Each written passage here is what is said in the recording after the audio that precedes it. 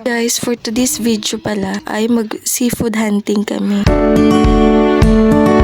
At eto, selfie muna bago bumiyahe. Sama ko pala dito kapatid ko at cousin ko. Pagkarating namin ay sumilip agad ako sa alagang lobster at isda ng cousin ko. Grabe, miss na miss ako dito kasi ang dami at ang sarap kaya nito. Napakamahal nito sa bintahan kung alam nyo lang. Char, alam na alam. Aba naman syempre nagtanong kaya ako. Malapit na daw ito i-harvest. Naka-face cage pala ito guys. Para syempre hindi makawala, diba? So after naman namin sumilip sa lobster at isda, diretso na kami sa pangunguha ng seafoods sa Honasan or seashore. Andito kami sa kabilang isla nangunguha dahil andito yung fish cage ng cousin ko.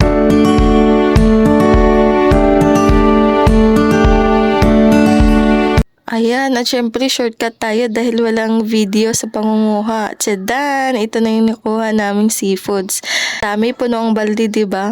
Merong isda na nahuli, meron ding shrimp at octopus and then crabs. And even isda, meron din. After namin nanguha, nagluto kami dito para makakain dahil sobrang sarap kapag fresh pa, diba?